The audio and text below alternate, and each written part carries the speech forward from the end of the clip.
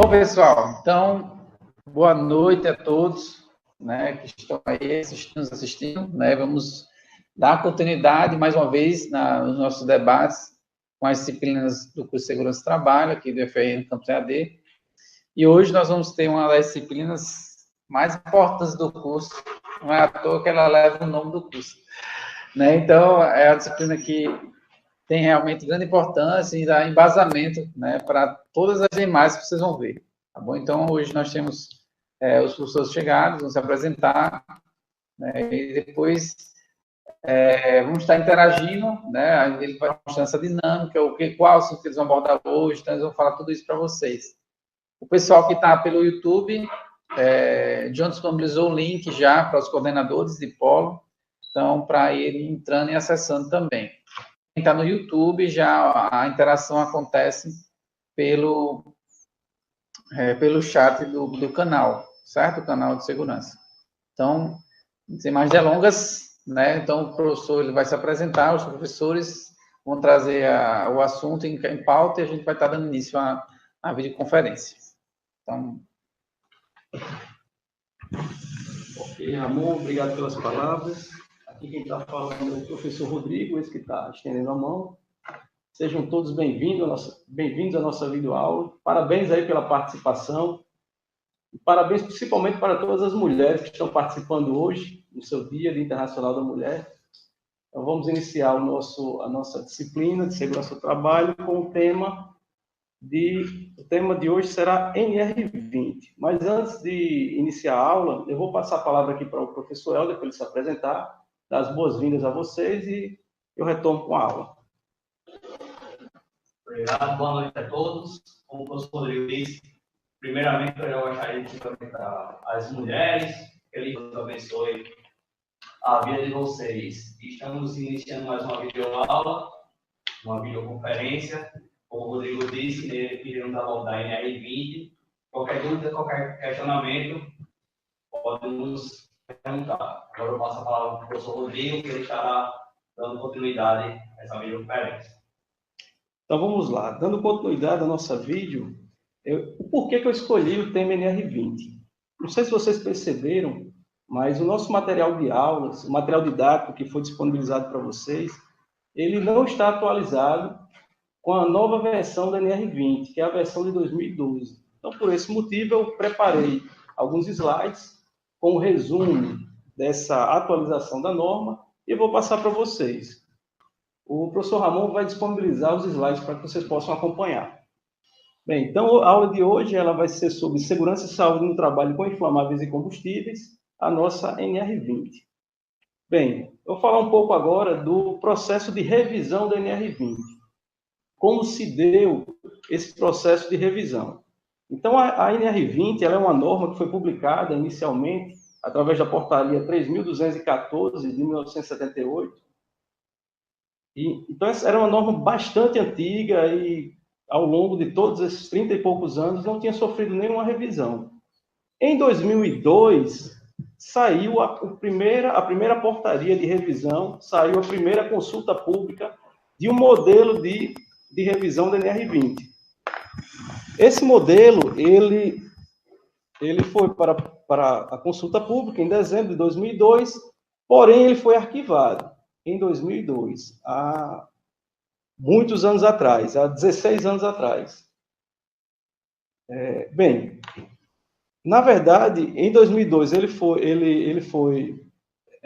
teve a sua consulta pública, não foi aprovado, foi arquivado, e só em 2012, 10 anos depois, foi que a norma, a versão, ela foi publicada através do grupo tripartite paritário, através do GTT de 2009.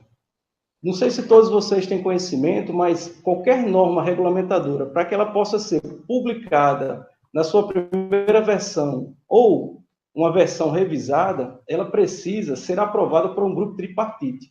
Esse grupo tripartite, ele possui representantes dos 3 segmentos da nação. São eles o segmento do governo, o segmento dos empregadores e o segmento dos trabalhadores. Representando o governo, Nós tivemos o Roque Puyat, a Carla Paz, o Fernando Sobrinho, a Caroline Moraes, Eduardo Loureiro e o Roberto Mildner. Representando os empregadores, o César Ourique de Almeida, o Nilson Monteiro de Azevedo, Ricardo Chamar, Bernardo Macedo e alguns assessores, como Gisete Nogueira, Ernesto Ferreira, Eduardo Coisum. E pelos trabalhadores, tivemos a Thelma, Itamar, Alcimatos e Alcimatos de Araújo da CUT. Então, esse grupo de profissionais, esse grupo de especialistas, revisaram a norma, e essa norma foi aprovada por todos eles e foi publicada no ano de 2012. Já estamos em 2018, então essa norma tem aproximadamente 6 anos da sua publicação.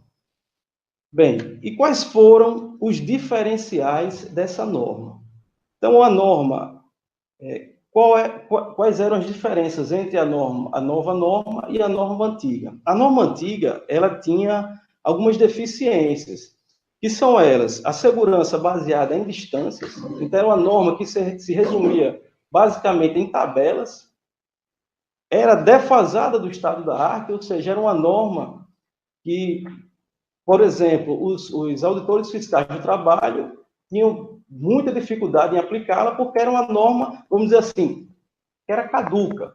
É uma norma de 1978. Nós estamos em 2018 e ela foi publicada em 2012. Então, há aí um distanciamento muito grande e houve uma evolução bastante significativa, principalmente na área industrial, na área da indústria química.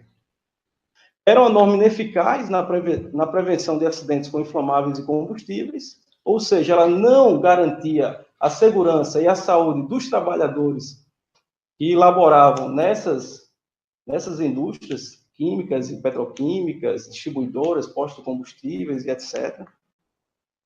Possuía critérios para classificação de inflamáveis totalmente desatualizados, em desacordo, ou seja, em desacordo com o cenário internacional. Não era uma norma harmonizada com as normas internacionais, porque era uma norma de 1978. Não abrangia todos os gases inflamáveis, era uma norma que abordava apenas o GLP, que é o gás líquido de petróleo, e principalmente por ser desatualizada dos marcos legais internacionais sobre o assunto. E quais são esses marcos legais? Então, são a Convenção 174 da OIT. A Convenção 174, ela aborda a prevenção de acidentes industriais ampliados. Essa convenção da OIT, ela foi criada em função dos inúmeros grandes acidentes que ocorreram na década de 80 e na década de 90, por citar, como, por exemplo, os acidentes em Bhopal, na Índia, Chernobyl, plataforma Piper Alpha, tivemos aqui no Brasil também a P-36, Vila Socorro, em São Paulo, enfim, diversos acidentes que provocaram muitas mortes, muitos acidentes e muitas perdas materiais também. A diretiva de Seveso, que foi em função de um grande acidente ocorrido na Itália, na cidade de Seveso. Então, a partir daí, a União Europeia criou inúmeros requisitos de segurança para evitar que acidentes desse tipo se repetissem. Também as normas de gerenciamento de segurança de processos dos Estados Unidos e, principalmente, o sistema globalmente harmonizado de rotulagem de produtos químicos.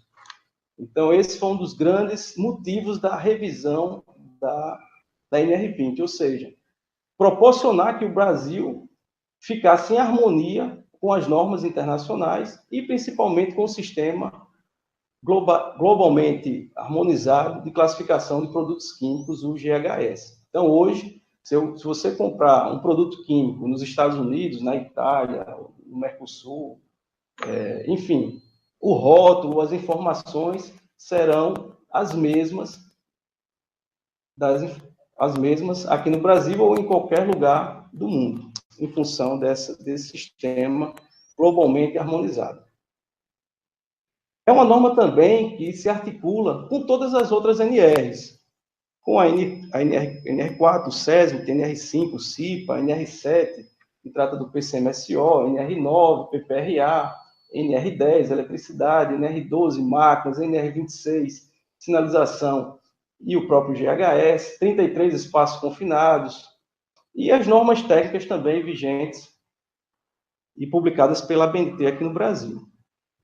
Bem, então, a versão mais nova da NR20, ela é uma norma bastante sistematizada, ou seja, ela tem uma organização do seu conteúdo de forma sistêmica e segue uma sequência bastante lógica, tem o foco na gestão da segurança como um todo, se preocupa também com o ciclo de vida da instalação. O que é se preocupar com o ciclo de vida da instalação? É se preocupar desde o projeto da planta industrial até a sua desativação.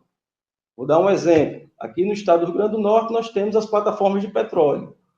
As plataformas de petróleo, elas, no futuro, elas terão que ser desativadas, porque o petróleo é uma energia finita e elas terão que ser desativadas. Esse processo de desativação está contemplado também na fase no conceito de ciclo de vida. Então, eu tenho que pensar no processo de projeto, início da produção, manutenção da produção e desativação da instalação. E durante todas essas etapas, eu preciso garantir a segurança de todos os trabalhadores que irão laborar em todas essas fases. Ela é baseada também em pilares estratégicos, como projeto, classificação, procedimentos, planos de manutenção, vazamentos, planos de emergências, análise de riscos, capacitação de profissionais, de trabalhadores, prontuário das instalações, acesso à informação, direito de recusa. Então, ela se alicerça sobre todos esses pilares e mais adiante eu vou detalhar o que seria cada um deles. Traz também um glossário com a definição técnica de alguns termos, de algumas palavras que são típicas desse tipo de instalação, e trouxe também a criação da CNTT, da Comissão Nacional Tripartite Temática, que é uma comissão fixa, uma comissão permanente, que acompanha a evolução dessa norma regulamentadora. E, mais recentemente, esse grupo publicou uma portaria, não sei se vocês tomaram conhecimento, uma portaria autorizando os cursos exigidos pela NR20, autorizando na modalidade EAD, lógico, seguindo alguns critérios mínimos, algumas exigências mínimas. Bem, então a norma, ela possui 20 itens distribuídos de forma sistemática e bem organizados, seguindo uma sequência lógica. Então, nós temos o item 20.1, que é o item de introdução, o item 20.2, que traz a abrangência da norma, item 20.3, as definições, item 20.4, a classificação das instalações, isso é muito importante, a gente vai ver de forma detalhada. O projeto da instalação, ou seja, é uma norma que se preocupa com a segurança desde a fase de projeto da instalação. Desde a fase de concepção da instalação, a norma ela já traz alguns requisitos para a garantia da segurança. Segurança na construção e montagem, ou seja, aquela segurança durante a fase de construção e montagem das plantas industriais. Segurança operacional, seria a segurança durante a operação normal da instalação. Manutenção das instalações. Inspeção em segurança e saúde do meio ambiente do trabalho, análise de riscos, capacitação dos trabalhadores. Então, observem que ela segue uma sequência lógica. Eu projeto a instalação, depois eu construo e monto a instalação, em seguida eu entrego a instalação para operação, opero de forma segura, durante a fase de operação eu preciso realizar manutenções e inspeção para garantir a segurança, e ao final nós iremos nos preocupar com a fase de desativação.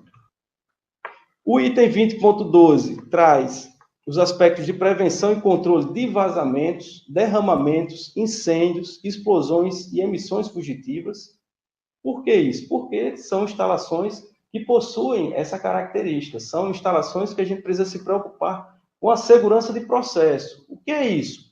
E a segurança de processo é garantir que não haverá nenhum vazamento, não haverá nenhuma perda de contenção nos equipamentos que possa gerar vazamentos, derramamentos, incêndios, explosões e etc.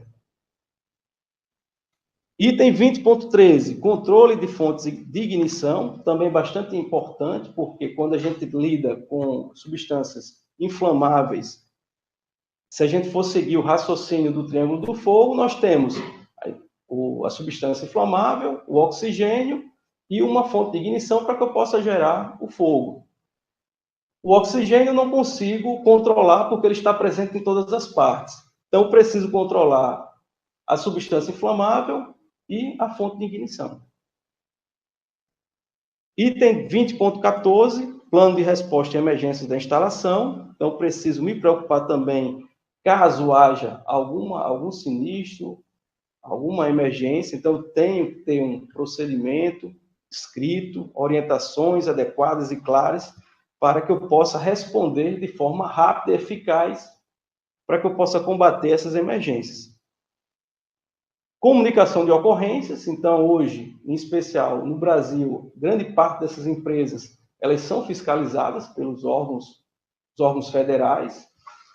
Então, a ANP é um dos órgãos que fiscaliza, então sempre que vier a ocorrer qualquer acidente, qualquer vazamento, existe essa obrigatoriedade de comunicação, não só para a imprensa, mas também para os órgãos de fiscalização. Então, traz aí alguns requisitos, e principalmente para o Ministério do Trabalho, né, por se tratar de uma norma do Ministério do Trabalho.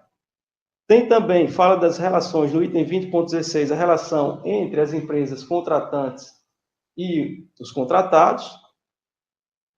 Item 20.17, tanque de líquidos inflamáveis no interior do edifício, isso aí já seria uma particularidade. Desativação da instalação, aquela informação que eu falei para vocês no início. Prontuário das instalações. Então, só abrindo parênteses em relação ao prontuário das instalações.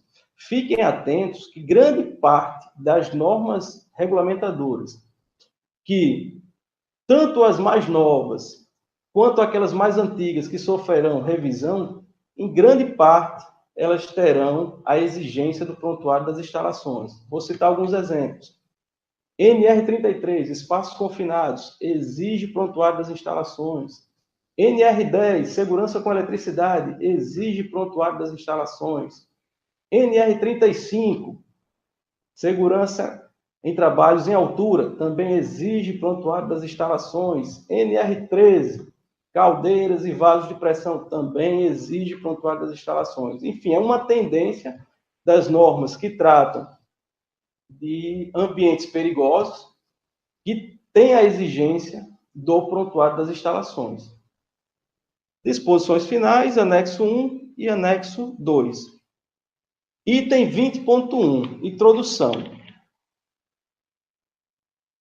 A NR20, ela estabelece requisitos mínimos para a gestão da segurança e saúde no trabalho contra os fatores de risco de acidentes provenientes das atividades de extração, produção, armazenamento, transferência, manuseio e manipulação de inflamáveis, líquidos e gases, e líquidos combustíveis. O que ela quer dizer com esse item, com o primeiro item? O que é que ela quer dizer com estabelecer requisitos mínimos para a gestão de segurança? Quer dizer o seguinte, que tudo que está prescrito na norma, todos os requisitos que são obrigatórios, eles são o mínimo que as empresas devem fazer para garantir a saúde e a segurança dos trabalhadores que interagem com esse agente perigoso, que são as substâncias combustíveis e, principalmente, as substâncias inflamáveis. E por que gestão da segurança e saúde? Porque elas precisam se preocupar com todos os aspectos da segurança, interagindo com todas as normas regulamentadoras e seguindo um ciclo que a gente pode chamar até do ciclo PDCA, e você precisa identificar, você precisa agir, você precisa monitorar, tá certo? Então, é uma norma que se preocupa com todos os aspectos que exigem um domínio da gestão da segurança em todos os aspectos que ela aborda. E traz também a sua abrangência. Então, ela é uma norma bastante abrangência, que vai desde a extração do derivado do petróleo até a manipulação dessa substância, passando pela produção, armazenamento, transferência e manuseio. As etapas eu já falei: extração, produção, armazenamento, transferência, manuseio e manipulação de inflamáveis e combustíveis. E em quais etapas eu preciso aplicar essa norma? Nas etapas de projeto, construção, montagem, operação, manutenção, inspeção e desativação das instalações. Ou seja, seguindo todo o ciclo de vida da minha instalação, da minha unidade de produção. Outra novidade que a norma trouxe foi a extensão da abrangência no que se refere às substâncias inflamáveis.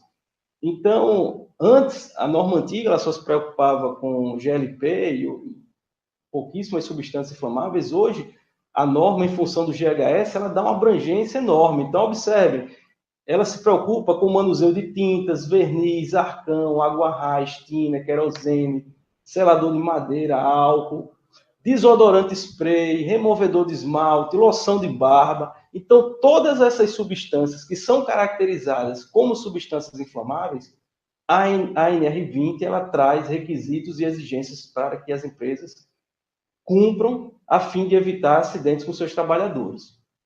Então, são alguns exemplos aí de produtos que estão, a partir de agora, são abrangidos pela NR20. Vou passar.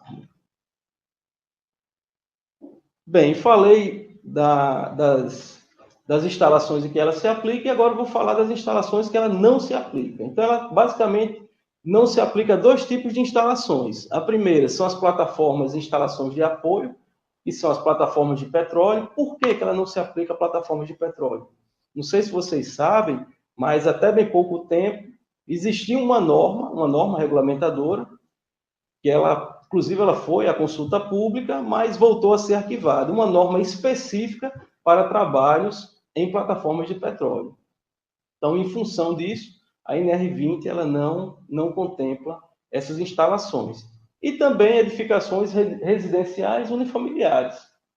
Por quê? Porque é uma norma regulamentadora, é uma norma que tem a sua aplicação em empresas. Então, edificações residenciais, pela sua concepção, não são empresas, então ela não se aplica também.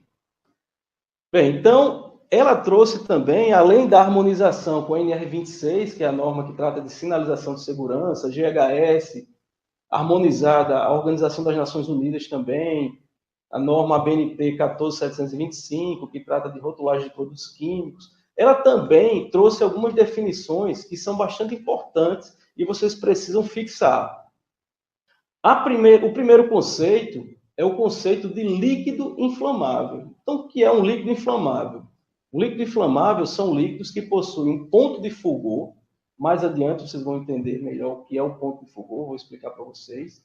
Mas são substâncias que possuem um ponto de fulgor com temperaturas menores ou igual a 60 graus. E são classificados pelo GHS substâncias de categoria 1, 2 e 3. E o que são gases inflamáveis? São gases que inflamam com ar a 20 graus e a uma pressão padrão de 101,3 kPa. Então, essas duas substâncias, pelas suas características, pelo seu conceito, são aquele grupo de substâncias mais perigosas em que a gente precisa aplicar a NR20 para evitar acidentes com essas substâncias. E os líquidos combustíveis são substâncias menos perigosas, mas também têm o seu risco, e são líquidos com ponto de fulgor com temperaturas superiores a 60 graus e inferiores ou igual a 93 graus Celsius. E estão na categoria GHS, na categoria 4. Então, observem que as substâncias que estão na categoria de 1 a 3 são as mais, vamos dizer assim, perigosas para o convívio do trabalhador. Outro aspecto importante sobre isso fazendo um link agora com a NR16, que trata de periculosidade. Então, em função dessa categorização desses riscos, aqueles trabalhadores que manipulam ou trabalham apenas com líquidos combustíveis, eles não farão jus, não estarão enquadrados na norma NR16, a norma que trata de periculosidade. Então, pelo conceito, eles não teriam direito à periculosidade. Apenas os trabalhadores que trabalham com líquidos inflamáveis ou gases inflamáveis, porque a NR16 ela aborda inflamáveis, ela não trata de líquidos combustíveis. Então, só abrindo parênteses para explicar um pouco do GHS. O GHS foi idealizado na Convenção das Nações Unidas sobre o Meio Ambiente e Desenvolvimento, UNCED, conhecida como a ECO 92. Então, não sei se vocês lembram, teve esse evento aqui no Brasil, chamado ECO 92, e que trouxe uma série de informações e decisões sobre rotulagem de produtos químicos. Então, a ideia, na época, era que o mundo deveria ter um sistema globalmente harmonizado de classificação de perigos e um sistema compatível de rotulagem, incluindo folha de informação de segurança de produto e símbolo facilmente compatíveis e que deveriam estar disponíveis e factíveis até o ano 2000. Então, essa era a proposta da ECO 92, que todos os rótulos de substâncias químicas deveriam atender uma padronização no Brasil e no mundo. E que todas essas substâncias tivessem também as suas fichas padronizadas de informações de segurança para produtos químicos. Então, na época, foi criado um comitê específico para o desenvolvimento do GHS, dentro do Programa Intergovernamental para a Gestão Segura de Produtos Químicos, ligado à Organização das Nações Unidas. E os trabalhos foram concluídos em 2002. Coincidentemente, em 2002, foi o ano que o Ministério do Trabalho publicou a sua primeira revisão da NR20, como eu falei anteriormente. Porém, em função de alguns aspectos políticos, governamentais e etc., essa revisão foi arquivada e somente 10 anos depois se reuniu novamente o grupo tripartite e a revisão e a norma foi publicada em 29 de fevereiro de 2012. E em função do material didático da aula de NR20 está desatualizado, eu não vou cobrar nos próximos exercícios, nas atividades avaliativas, o conteúdo constante desses cadernos. Então, o que eu irei cobrar na prova e na próxima avaliação à distância serão as informações contidas nesses slides que eu estou apresentando para vocês. Por isso que eu fiz questão de apresentar hoje na videoconferência, por se tratar de uma informação nova, e para que vocês tenham essas informações também. A nossa disciplina ela possui 4 atividades à distância. Nós já concluímos a primeira, na próxima semana iniciaremos a segunda, e cada uma possui o peso de 100 pontos, totalizando 4 pontos na média. Então, todas as atividades, quem fizer todas as atividades e atingir a nota máxima em todas as atividades à distância, irão obter 4 pontos na média. E os outros 6 pontos, 60% do restante da média, vocês irão obter através da prova presencial. Então, quem fizer todas as atividades já vai entrar na prova presencial com 4 pontos garantidos na média final da disciplina. Então, daí a importância de vocês fazerem as atividades à distância e, principalmente, cumprirem os prazos que foram estabelecidos.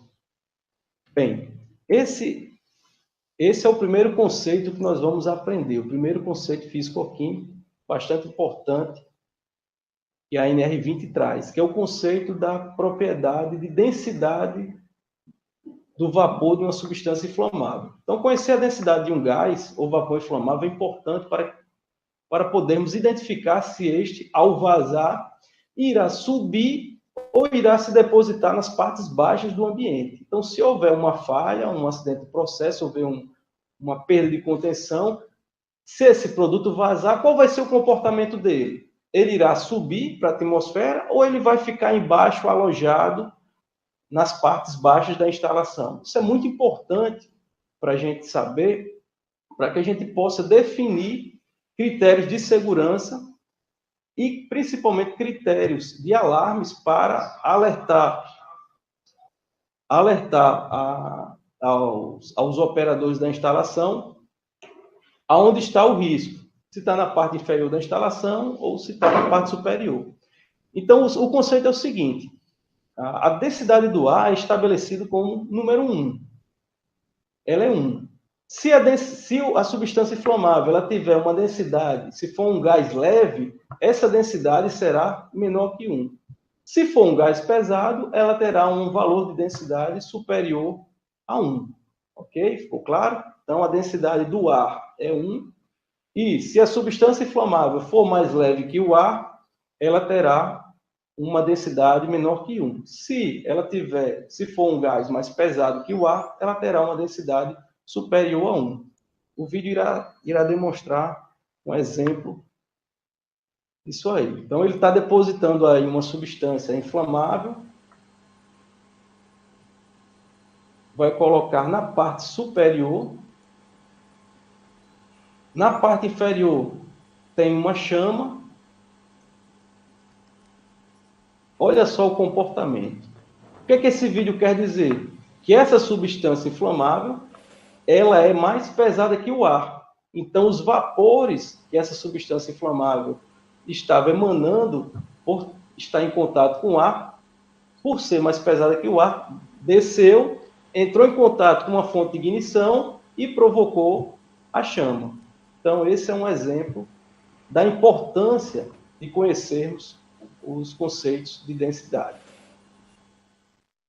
Outro conceito bastante importante é o ponto de Foucault. O que é o ponto de Foucault? O ponto de Foucault é a menor temperatura na qual um líquido libera vapor, o gás, em quantidade suficiente para formar uma mistura inflamável. Ou seja, é a menor temperatura que irá provocar, fazer com que essa substância libere vapores que, em contato com o oxigênio, irá se tornar uma mistura inflamável. Então, vamos ver a demonstração que ele vai fazer. Ele colocou aí uma substância.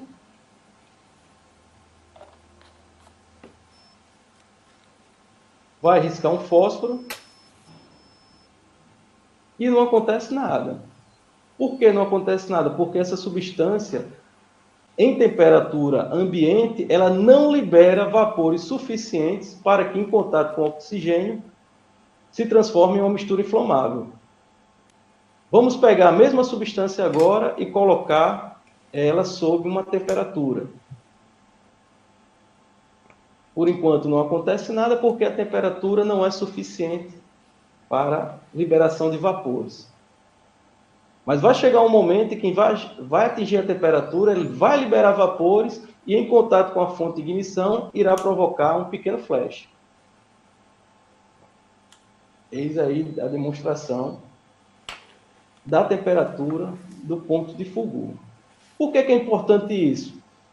Porque existem substâncias que, em contato com o ambiente, já liberam vapores naturalmente, sem precisar de calor.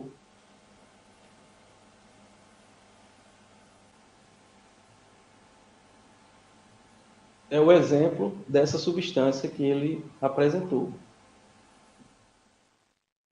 Um exemplo do nosso dia a dia, de uma substância que tem um ponto de Foucault abaixo de 60 graus, em que em temperatura ambiente, inclusive abaixo de 30 graus, 25 graus, é a gasolina. Então, a gasolina, não sei se vocês já perceberam, quando o frentista está abastecendo o carro, você consegue ver os vapores no entorno da pistola de abastecimento. Por quê? É uma substância inflamável que possui um ponto de Foucault, em que, em contato com o ambiente, já libera vapores em quantidade suficiente para formar uma atmosfera explosiva ou uma mistura, nós chamamos também de mistura inflamável.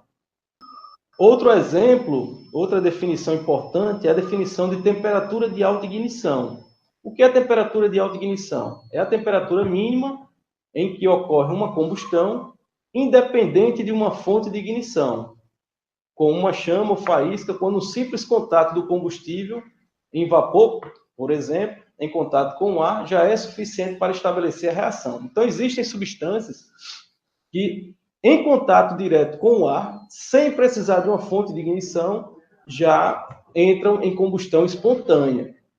Então, são algumas substâncias em que a gente precisa também ter bastante cuidado. Então, aí ele demonstra um exemplo de uma substância que só em ter contato aí com a superfície, ela já entra em combustão espontânea em função da sua temperatura de alta ignição. Então, existem algumas substâncias químicas que têm essa característica. Aí no slide eu coloquei o exemplo do RAT, que é o resíduo atmosférico, bastante utilizado em refinarias, que é um subproduto do refino do diesel, do querosene de aviação. Então, esse é o tipo de substância que, se ele encontrar o meio ambiente, ele vai entrar em combustão espontânea em função da sua temperatura de alta ignição.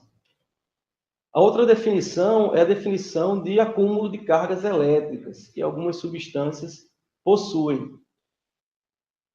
Então, observem o que é que o professor está fazendo. Ele atritou uma substância, atritou um material em seu corpo, e esse material tinha a característica de liberar cargas elétricas.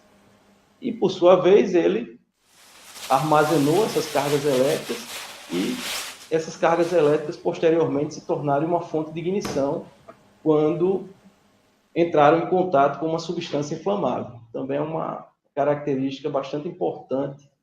É por esse motivo que nos postos de combustíveis e outras instalações há a exigência do aterramento elétrico, que é justamente para descarregar a eletricidade estática, que é formada pelo transporte, pelo movimento, pelo atrito de alguns materiais e de algumas substâncias.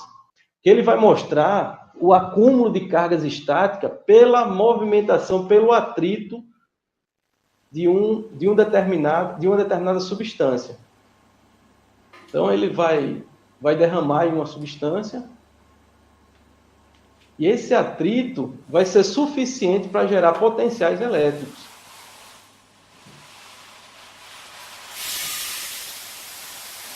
Então, observem que são na ordem de 25 mil volts. Daí a importância e o cuidado que se tem que ter com a eletricidade estática. Então, como eu vinha falando para vocês anteriormente, uma das formas de proteger as instalações para esse tipo de fenômeno é o aterramento elétrico. É por esse motivo que todo carro, todo caminhão, quando ele entra num posto para descarregar, para abastecer o tanque do posto, quando o caminhão-tanque ele entra no posto para entregar o combustível, obrigatoriamente ele precisa ser aterrado, porque o movimento da transferência do produto do caminhão para o tanque do posto de combustível é suficiente para gerar cargas estáticas e potenciais acidentes em função disso. Esse vídeo que eu vou demonstrar agora é um exemplo prático do perigo da eletricidade estática no manuseio de substâncias inflamáveis.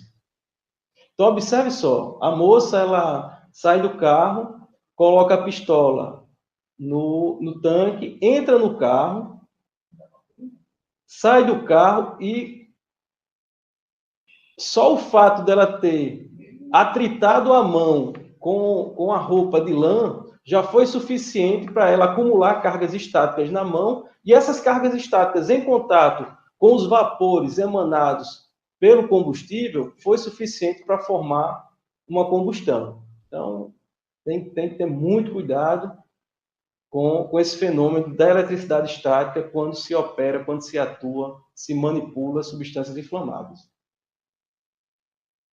E aí são alguns exemplos que depois vocês vão ver com mais calma, de algumas características. Né? Então, tem algumas características que eu falei para vocês anteriormente, alguns conceitos, e como elas se comportam em alguns produtos. Por exemplo, o petróleo. O petróleo ele tem um ponto de fulgor de menos 7 graus. e um ponto de ebulição entre 32 e 400 graus. A densidade do vapor não está disponível, a temperatura de autoignição não disponível, densidade relativa 0,70 a 0,98 a 15 graus, e é uma substância que não é solúvel à água. Aí tem as outras substâncias, óleo diesel, gasolina, então todas elas, observem que, em função do seu ponto de fulgor ser de temperaturas tão baixas, são substâncias que, em contato com o ambiente, naturalmente eles geram vapores que são suficientes para, ao se misturar com o nosso oxigênio presente no ar, passam a ser misturas inflamáveis e, em contato com a fonte de ignição, irão entrar em combustão. Essa setinha que tem na coluna de densidade indica se é um produto que tem uma densidade menor que 1 ou maior que 1. Aqueles que possuem a densidade maior que 1 são mais pesados que o ar, irão descer. Se houver um vazamento, eles irão se concentrar na parte inferior da instalação. E aqueles que possuem a densidade menor que 1 irão subir, como, por exemplo, o gás natural, o gás residual de refinaria e os gases, de um modo geral, os gases inflamáveis. E são solúveis em água. Por que tem essa observação se é solúvel ou não em água? Isso aí vocês irão aprender na disciplina de prevenção e combate a incêndios.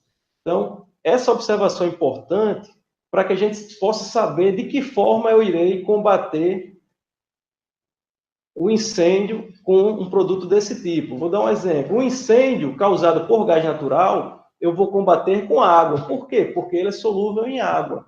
Já um incêndio em um tanque de petróleo, eu não posso combater esse incêndio com a água, porque a água não é solúvel ao petróleo. Então, eu preciso combater com outro produto, como, por exemplo, um pó químico,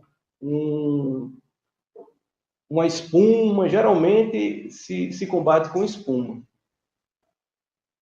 Bem, passado a fase dos conceitos, agora vamos entrar na parte mais específica da norma, que é a classificação das instalações. Então, a NR20 ela definiu 3 classificações para as instalações que manipulam substâncias inflamáveis ou líquidos combustíveis.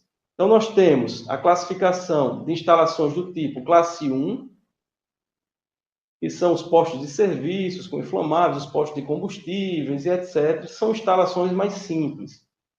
Temos as instalações do tipo classe 2, que são engarrafadoras de gases inflamáveis, terminais dutoviários de gases e etc. E temos as instalações classe 3, que são as instalações mais complexas, mais perigosas, que são as refinarias, as unidades de processamento de gás natural, as indústrias petroquímicas, as usinas de fabricação de etanol. Então, essas instalações são classificadas como classe 3. Bem, a atividade enunciada é a prioridade. Então, é uma prioridade em relação à sua capacidade de armazenamento. Então, vou dar um exemplo. Uma instalação de classe 3 que possui uma baixa capacidade, mas pelo fato de ser uma refinaria ou uma indústria, uma petroquímica, ela passa a ser classificada como classe 3 pelo fato da sua classificação da sua atividade. E assim por diante. Quando a capacidade de armazenamento da instalação se enquadrar em 2 classes distintas, por armazenar líquidos inflamáveis ou combustíveis e gases inflamáveis, deve-se utilizar a classe de maior gradação. Então, se, por exemplo, eu tenho duas instalações com a mesma capacidade, com a mesma atividade, eu devo classificar em função da sua maior gradação, ou seja, do seu maior volume processado. Bem, aí a norma segue, chega no item 20.5. O item 20.5 trata das especificidades dos projetos das instalações. Então, a NR20 ela diz o seguinte, que as instalações devem ser projetadas considerando os aspectos de segurança, saúde e meio ambiente que impactem sobre a integridade física dos trabalhadores previstos nas normas regulamentadoras, normas técnicas nacionais, e na ausência ou omissão destas, nas normas internacionais, convenções e acordos coletivos, bem como nas demais regulamentações pertinentes em vigor. O que ela quer dizer com isso? Que as instalações elas precisam ser projetadas seguindo todos os aspectos de segurança, preferencialmente seguindo as normas nacionais e as regulamentações nacionais. Mas se as normas nacionais, regulamentações nacionais forem omissas, a empresa, o projeto precisa seguir informações, regulamentos internacionais, convenções e etc. Então, um projeto de instalação do tipo 2 ou 3, que são as instalações mais complexas, que são os terminais dutoviários, as refinarias, as petroquímicas, elas precisam, dentro do seu projeto, ter, no mínimo, a descrição das instalações e seus respectivos processos através do manual de operações, ou seja, existe uma exigência dessas instalações possuírem um manual detalhado de suas operações, a planta geral de locação das instalações, características e informações de segurança, saúde e meio ambiente relativas aos inflamáveis e líquidos combustíveis, constantes nas fichas com os dados de segurança de produtos químicos, de matérias-primas, materiais de consumo e produtos acabados. A exigência do fluxograma de processo. O que é o fluxograma de processo? É um desenho esquemático que vai mostrar, orientar, desde a entrada do produto, da matéria-prima, até a saída acabada desse produto, passando por todas as fases da minha instalação. Então, precisa-se desse fluxograma orientando por onde entra, por onde sai, se vai ter variação de pressão, se vai ter variação de temperatura, quais são os equipamentos que eu vou utilizar. Então, tudo isso vai estar descrito no fluxograma de processo da instalação. Especificação técnica dos equipamentos, máquinas e acessórios críticos em termos de segurança e saúde do trabalho, estabelecido pelas análises de riscos. Ou seja, eu preciso ter um documento especificando tecnicamente todos os equipamentos que eu irei utilizar na minha instalação. Também plantas, desenhos e especificações técnicas de sistemas de segurança da instalação. Então, eu preciso, por exemplo, ter a planta, os desenhos e as especificações de todo o meu sistema de combate a incêndio, de dilúvio, de contenção de produtos químicos e assim por diante. Identificação das áreas classificadas da instalação para efeito de especificação dos equipamentos e instalações elétricas.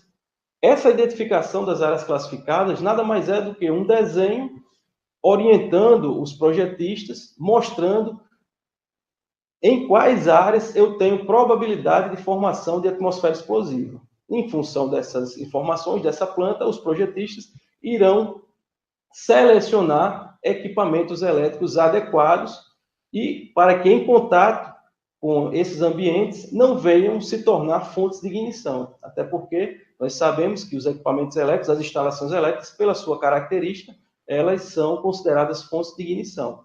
Então, preciso entender qual é a classificação da minha área para que eu possa selecionar o equipamento elétrico mais adequado e ele não venha a se tornar uma fonte de risco, uma fonte de ignição na minha instalação. Medidas intrínsecas de segurança identificadas na análise de risco do projeto. Eu estou falando aqui muito em análise de riscos. Esses conceitos vocês irão aprender no próximo semestre na disciplina de prevenção e controle de perdas. Então, dentro dessa disciplina, vocês irão se aprofundar, conhecer de forma mais detalhada o que são as análises de riscos, quais são os tipos de análise de riscos, que nada mais é do que um processo de identificação dos perigos, avaliação dos riscos e definição das medidas de controle.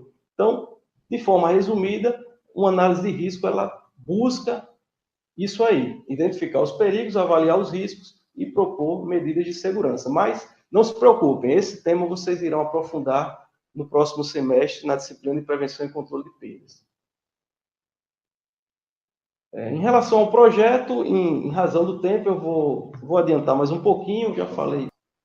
Construção e montagem, vou falar um pouquinho. Construção e montagem, no processo de construção e montagem, tem alguns requisitos que a norma exige que as empresas cumpram, e são alguns exemplos desses requisitos. Inspeções e testes realizados na fase de construção e montagem e no comissionamento devem ser documentadas. Vou dar um exemplo. Lá na minha construção, eu vou projetar, eu vou montar, vou construir um vaso de pressão. Então, esse vaso, quando ele estiver operando, ele vai estar nas suas condições normais de trabalho, ele estará submetido a pressões.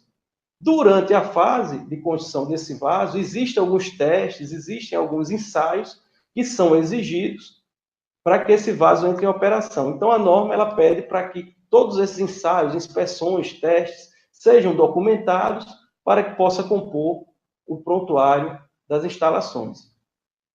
No que se refere à segurança operacional, no item 20.7, a norma exige o seguinte, que as empresas devem elaborar, documentar, implementar, divulgar e manter atualizados todos os procedimentos operacionais, que contemplem os aspectos de segurança e saúde do trabalho, em conformidade com as especificações do projeto, das instalações de classe 1, 2 e 3. O que a norma quer dizer com isso?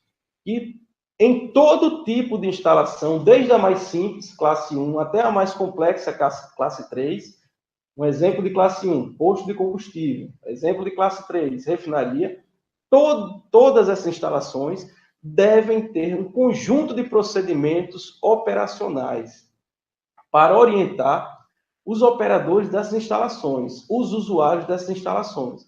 E esses procedimentos deverão levar em consideração diversas fases operacionais. Por exemplo, a fase de pré-operação, que é aquela fase inicial, a fase de operação normal, operação temporária, operação em emergência.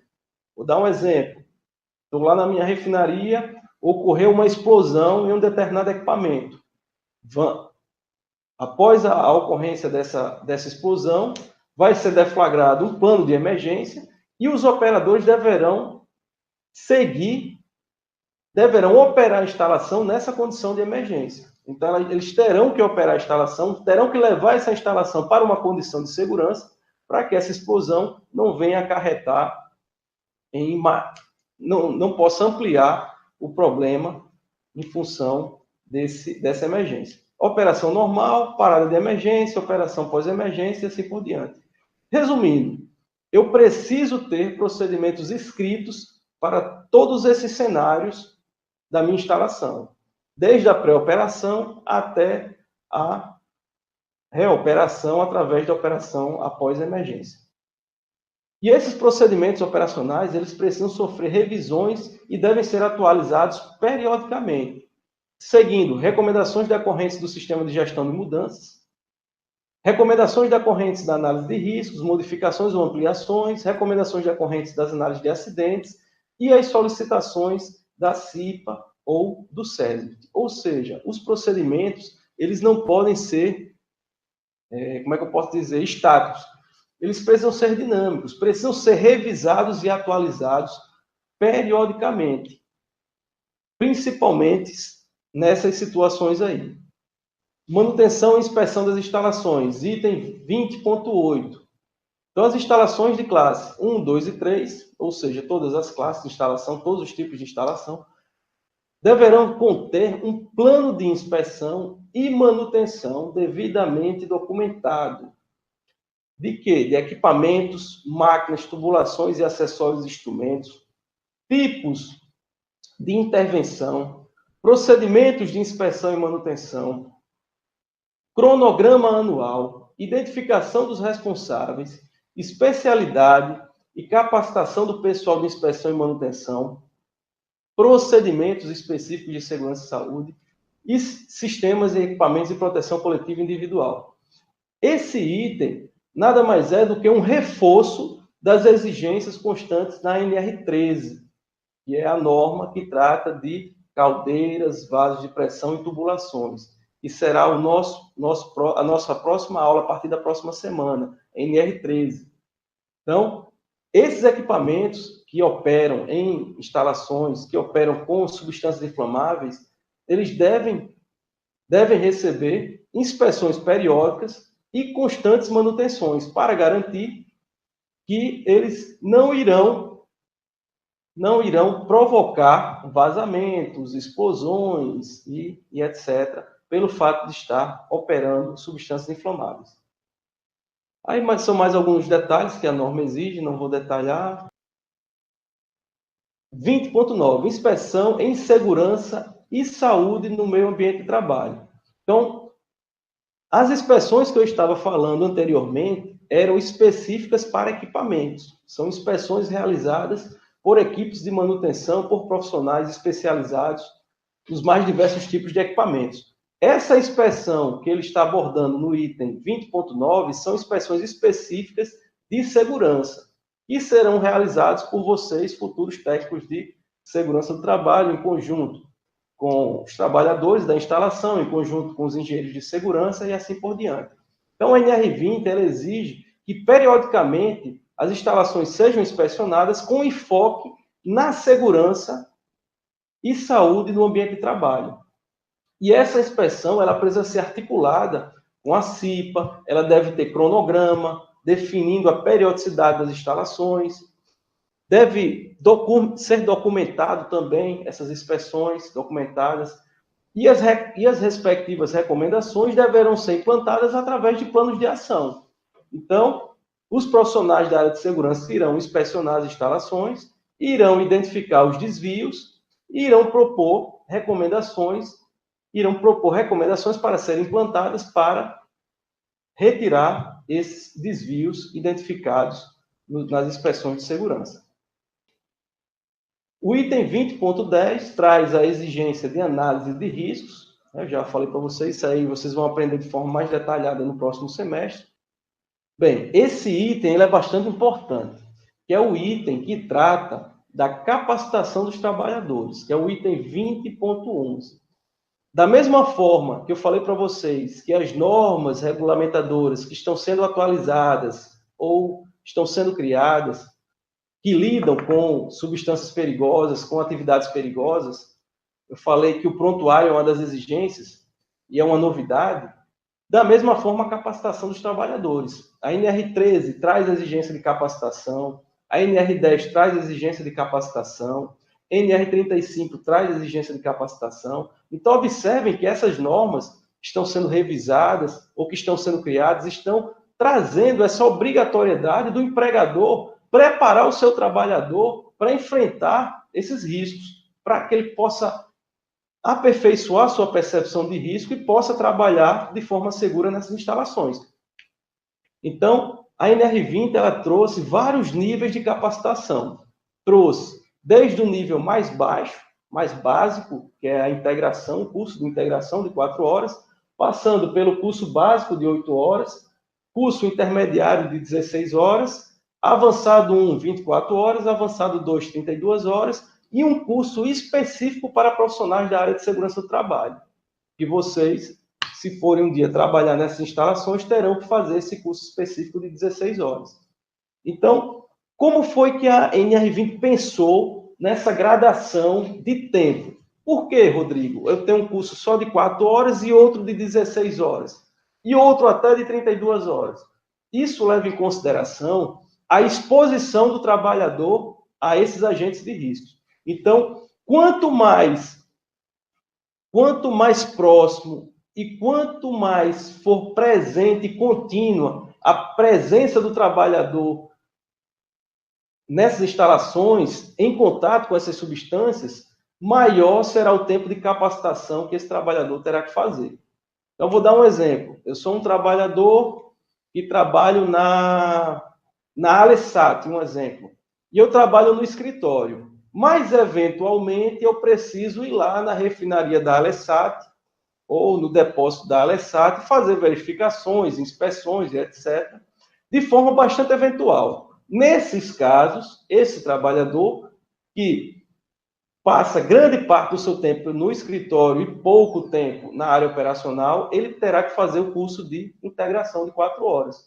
Diferentemente de um trabalhador que está lá manuseando, operando as instalações. Esse trabalhador que está em contato permanente, está continuamente na instalação, terá que fazer um avançado 1 ou avançado 2, a depender do tempo de exposição desse trabalhador.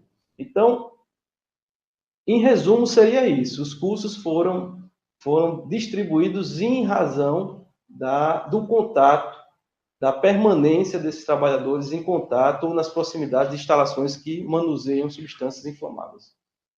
Aí a norma trouxe uma tabelinha também, que define, em função da instalação e também da atividade. Por exemplo, um trabalhador que trabalha em atividade específica, pontual e de curta duração, em classe 1, esse trabalhador fará um treinamento de 8 horas. Mas se for um trabalhador que atua na operação e atendimento a emergências e ele realiza essa atividade em uma instalação de classe 3, ele terá que fazer um curso avançado 2 de 32 horas. Então, é basicamente isso.